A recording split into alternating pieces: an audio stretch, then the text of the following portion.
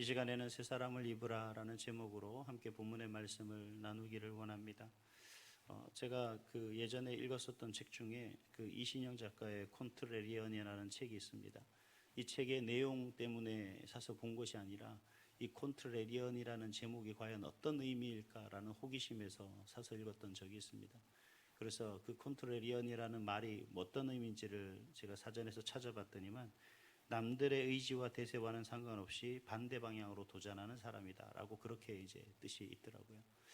과연 이 말과 우리 그리스도인들의 삶과 한번 이렇게 비교해 본다면, 아니면 비교해 본다면, 또 우리 적용해 본다면 과연 이 말이 어떻게 적용될까? 우리가 살아가는 그 삶이 물론 세상 속에서 우리가 세상 사람들과 함께 살아가지만 분명한 것은 그들과 우리의 삶의 목적과 방향은 다르다는 얘기입니다. 우리가 봤던 어떤 모습으로 그들이 바라보고 그들이 생각하고 그들이 추구하는 그런 삶의 모습이 아니라 비록 그들이 바라는 방향과 반대될지라도 우리에게 원하시는 그 하나님의 뜻이 우리에게 분명하다면, 하나님이 우리가 이 세상에서 살아가는 어떤 목적을 우리에게 분명히 주신다면 우리는 그 방향으로 나아가야 되는 것은 아닐까, 그런 의미가 많이 저에게 감동이 되었던 적이 있습니다. 우리가 그리스도인으로 살아가는 것이 어떻게 보면 저와 여러분의 숙제입니다.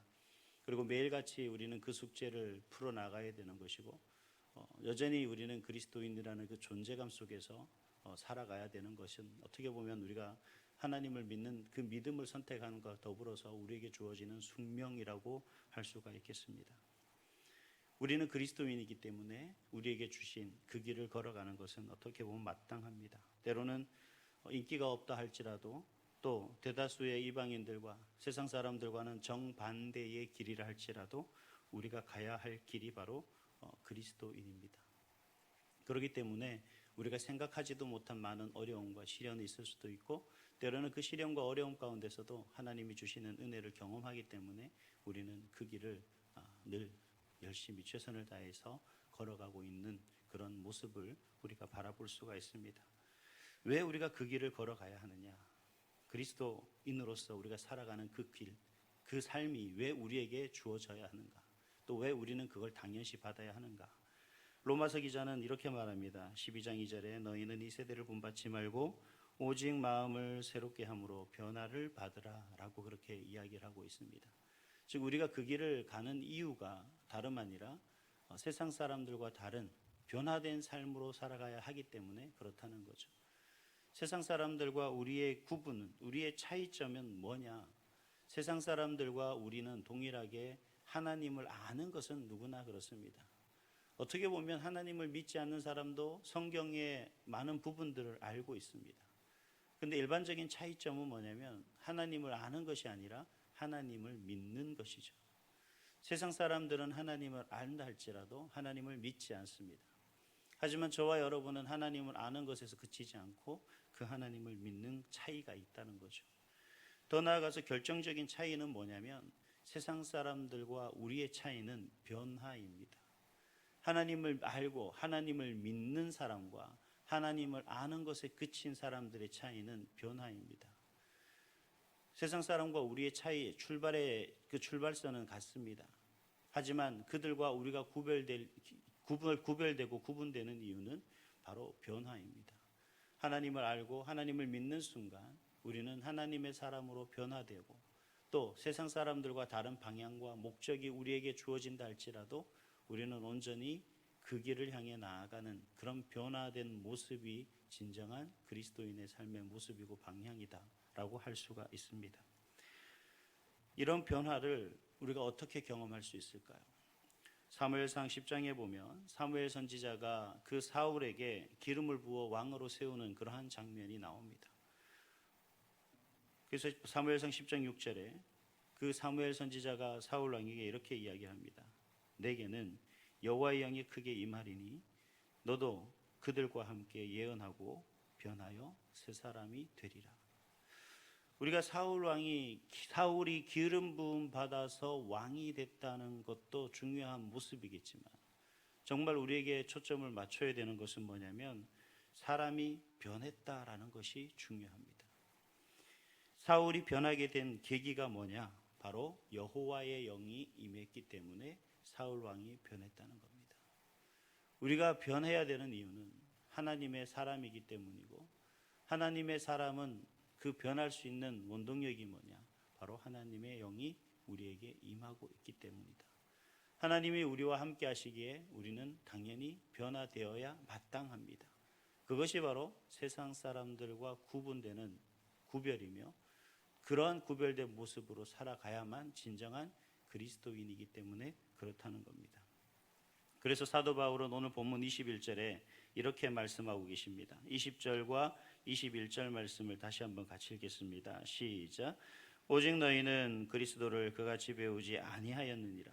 진리가 예수 안에 있는 것 같이 너희가 참으로 그에게서 듣고 또한 그 안에서 가르침을 받았을진대. 아멘.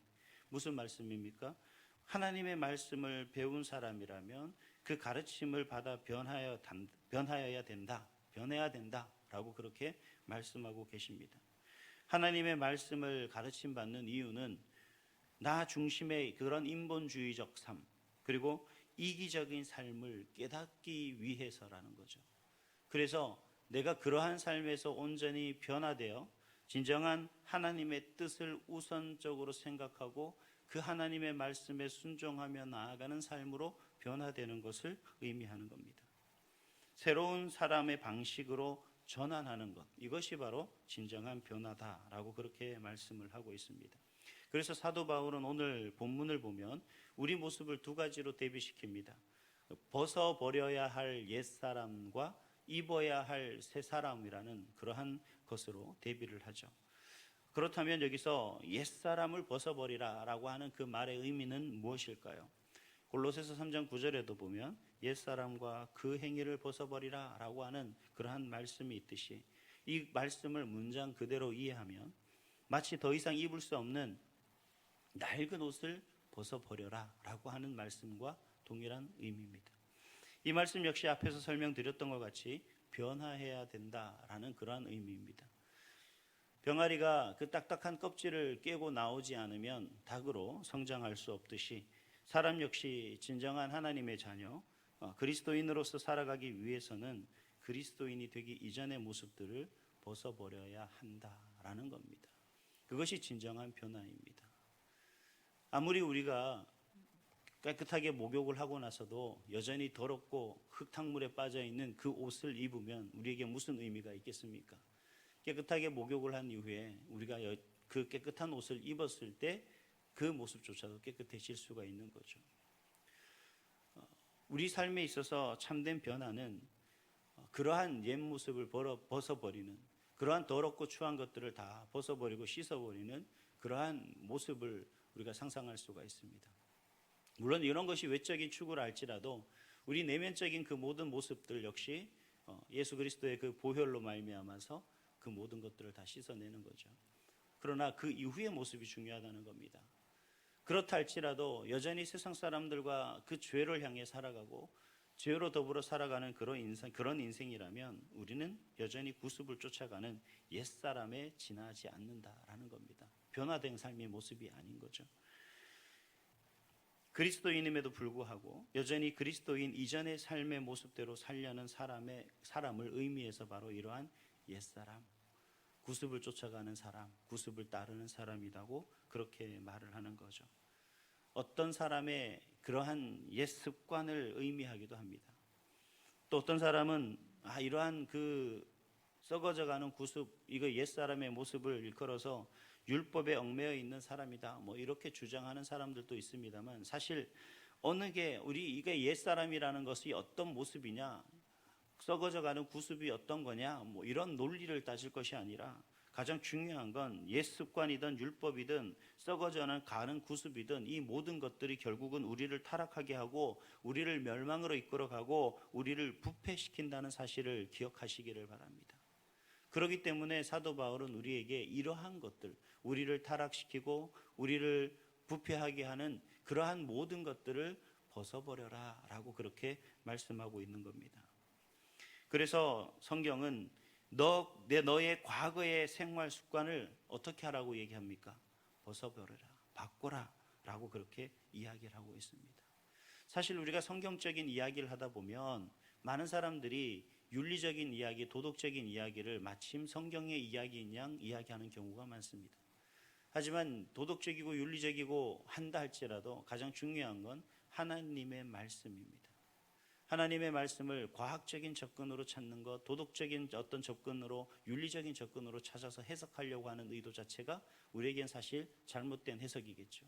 가장 중요한 건 하나님이 말씀하시는 그 말씀 그대로를 받고 우리가 그 말씀 안에서 변화되는 그 모습이 진정한 그리스도인의 모습이다라고 할 수가 있습니다.